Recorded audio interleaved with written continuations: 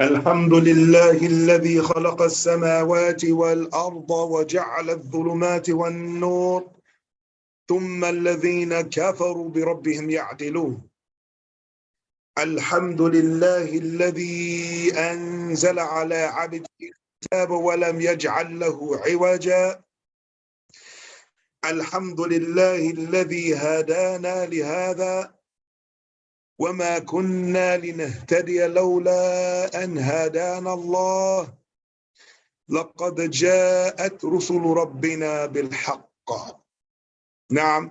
So we're on lesson 8 of an ayah a day.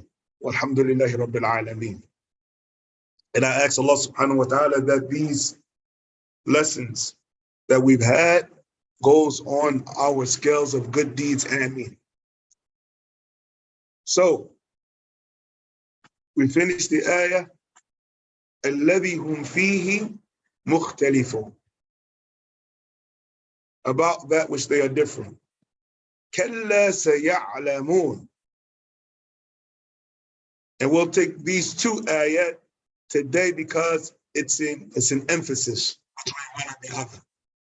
كلا سيعلمون ثم كلا سيعلمون. Now, Allah Ta'ala said, nay, they will soon come to know. Again, they will soon come to know. Now, in this ayat 4 and 5 of Surah An-Naba. Once again, I'll ask the brothers, what is the meaning of An-Naba? Does anyone remember? An-Naba. News, information. An-Naba. It means news or information. Ibrahim. Oh my God. MashaAllah. Ibrahim, mashallah, when he's here, he's here. When he's not, he's not. No. No. And then it comes and it hits him. It comes back and hits him. You know, waking up early, the Prophet sallallahu alaihi wasallam said, Al-baraka fi bukurikum, that the blessing is in when you get up early, is in the first part of the day. This is when the provisions are sent down. So then somebody missed that part.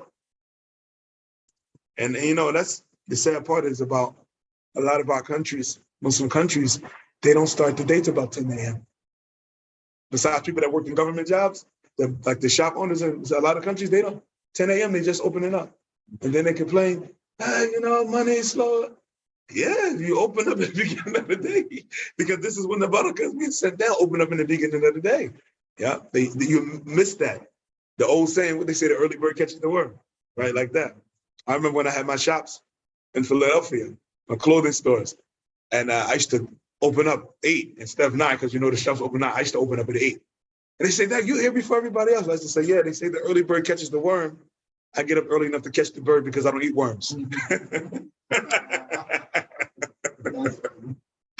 Now, so getting up early for everything. Even I did a study in 2013 on the world's billionaires.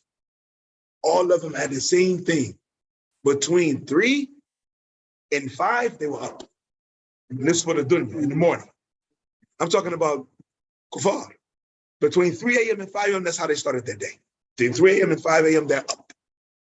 They're drinking that coffee, they're making review, they go jogging, they're exercising like that, and then they start that day, the world billionaires. At that time, it was 1,625 billionaires in the world during that time. Yeah, 2013. Yeah. No, but no, a lot of them stayed up late doing their research and woke up early. They were saying that when they were being interviewed that 3 to 5 hours of sleep, that's it. Everything else is work. 3 to 5 hours of sleep and everything else is work. Yeah. Yeah.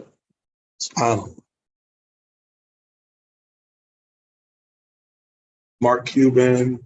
It was children from, of course, the Walmart family, those people, and Elon Musk. He was on the list, and a lot of people from India was on the list too.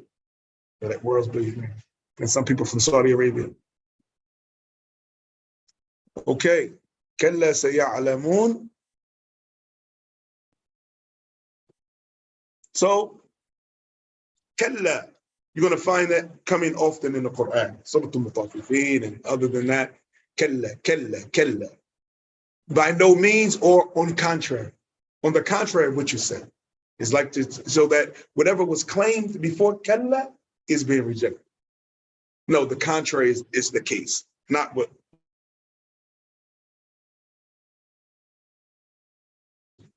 Said what? Allah said that does each and every man from amongst these disbelievers really want to enter Jannah? Kalla. No, they don't. Because they're not doing the actions. They're not believing. They're not following revelation. So how could they want to enter Jannah, even if they say it on their tongues? Kalla. The contrary is true, because if it was true, their claim to want Jannah, they would believe. But they don't believe. Kalla. By no means. No. On the contrary. And here, Allah said, Kalla. They differ in it now, but they're going to soon come to know. In Arabic, you have 2 articles that indicate something happening in the near future. Seen, if you take a present tense verb and you just put the letter seen, the Arabic letter seen, it means that whatever that action is will soon happen. Kalla saya'lamun. So the verb is ya'lamun. That's the verb, ya'lamun, meaning a group of people knowing something in the present tense, knowing something. Ya'lamun. I can say, hum ya'lamun, they know. Hum ya'lamun, they know. But if I put the seen on it and say ya'lamun, oh, they're soon going to come to know.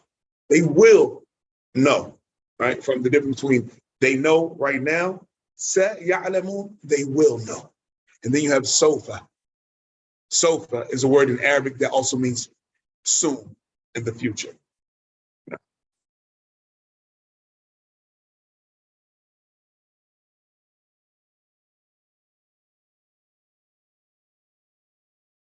No. So Allah Ta'ala said,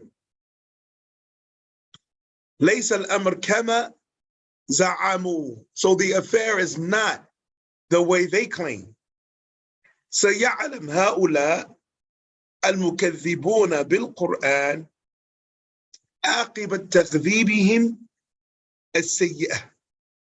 So Allah Ta'ala said the affair is not as they claim. Soon will these individuals who deny the Quran, disbelieve in the Quran, know the evil results of their rejecting the Quran. It's soon going to come. And Allah Ta'ala said this when the Quran was revealed. But just like we read in Surah Al-Ma'arij for Salat al-Fajr, إِنَّهُمْ يَرَوْنَهُ بَعِيدًا. Allah said that when the Quran was revealed over 1,400 years ago. And Allah said soon, then. And it's still soon now. And this is what, I don't want to use the word confuse.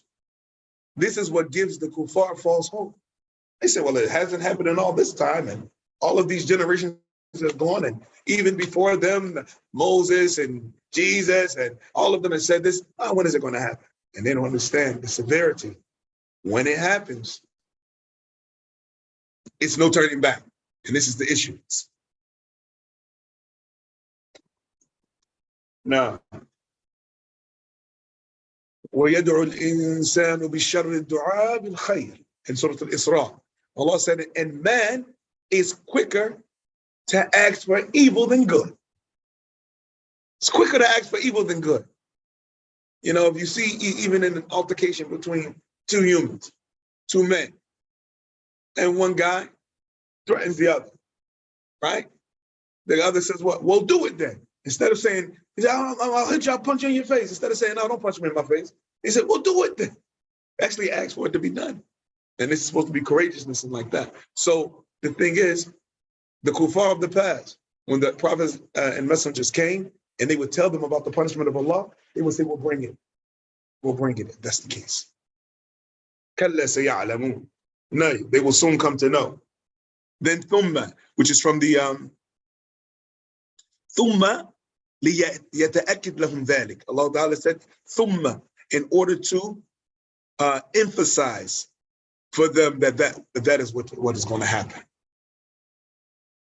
And this is very important. We talked, before about debates concerning the Quran or debates concerning faith and like that, and how dangerous it is for the listeners. Even if the speaker is firm and he has knowledge, then he should be careful of debating in front of every type of listener. If it's going to be an issue about those very details of Iman and Islam and the Quran and like that, let that debate be amongst those who are questioning it and those who have the knowledge to refute it. But any and everybody, you never know when they do these platforms and have these debates, the one who came to listen, where's he at in his Iman? Is he on the verge? Is he strong? Is he curious? Is he seeking? Is he trying to learn? And the impact that the arguments of those who preach falsehood may have on the heart of this individual. So we don't want to put disbelief, we don't want to put falsehood on a platter for the people to eat from it, then blame them that they went astray or that they're confused because you allowed them to hear falsehood being preached. And this is a very important point to mothers and fathers. The issue is very, very serious about controlling the input. If you control the input, bi-idhnillah, you can control the outcome. But if we don't control the information that our children receive, it's going to be difficult to control how they turn out. What they absorb is what they'll end up becoming, no matter what we hope and dream. Whatever they absorb becomes them. And this is why we mentioned before that for rectification and reformation, two things are needed. It's rare to have both of them. We said the first thing is a living example. The very first thing is a living example. The second thing is a conducive environment. The environment part is hard. Wherever you go in the world, the environment part is difficult. And we mentioned before that the prophets and messengers, they didn't have a conducive environment. Everywhere they were sent, their people were against them. What are you saying? Are you claiming this? These are the tales of the ancients. This is what they had to go through. So don't be surprised when you go through that. Especially sometimes Muslims, when they come from a Muslim family that are very laxed in deen. And then this person becomes serious about deen, because they become offended by the practice. This Muslim man they become offended that he's religious now. Oh, so now you're going to teach us. What, we're not Muslim now? They begin making mockery of this Muslim, and everybody's Muslim in this way. It's a little easier to deal with it, this antagonization, when the family is kuffar. It's like, well, y'all not Muslim, y'all not going to understand. But when they're Muslim, and they're going to put words in your mouth, you're saying, okay, no, this is how we should be doing it. This is what the Quran says. The Sunnah said. So we're not Muslim now. So you're better. So this kind of stuff starts happening like that. So it's a very difficult situation when your environment does not aid you in what you're trying to do. And the Muslim has two choices when it comes to that. Depends on his strength. Number one, spiritually. His strength psychologically, because these are the main two weapons and protections that a Muslim has when it comes to da'wah. He has to be strong in his iman, based on Islamic knowledge and psychologically. He has to be able to take that kind of pressure because it's a psychological and it's a spiritual attack when the call to Islam is being rejected. So he can be patient and endure and continue to call the people to what is right, or the other side is flee and get away from the opposers and put himself in a situation where he or she is around those who are in agreement. Either way, this is nothing new. The kuffar have denied the revelation, and Allah Ta'ala said back then, and that soon is still valid to today. They will soon come to know. Again, they will soon come to know. It's contrary to what they believe. Everything that was set down in the Quran is true, and they will see the fruition of it, whether they believe or not. Whether they believe or not. Allah Ta'ala has not made it a condition for his revelation to be sent down that it be accepted. Right? Allah Ta'ala said, رُسُلٌ مُبَشِّرِينَ وَمُنذِرِينَ لِأَلَّا يَكُونَ لِلنَّاسِ عَلَى اللَّهِ حُجَّةٌ بَعْدَ رُسُلٍ. Allah Ta'ala said, prophets and messengers sent as bringers of glad tidings and warners. Why? He says so that there could be no excuse for mankind after the coming of the messengers. No excuse. Did there not come to you a messenger? Like in Surah Al-Mulk, right? Did they not come to you a warner? قالوا بلى قد جاءنا نذير فكذبنا. Right? ألم يأتكم نذير in Surah Al-Mulk. Allah said, it was said to the kuffar, ألم يأتكم نذير? Didn't a warner come to you? قالوا بلى قد جاءنا نذير فكذبنا. They're going to say, yes, of course a warner came, but we rejected. SubhanAllah. May Allah protect us from being on that side of that conversation. Ameen. So this is what we want to bring for today. كلا سيعلمون ثم كلا سيعلمون. Are there any questions about anything that was said? Okay, so we'll stop here. هذا وصلى الله وسلم وبارك على نبينا محمد وعلى آله وصحبه وسلم. والسلام عليكم ورحمة الله وبركاته. عليكم السلام ورحمة الله.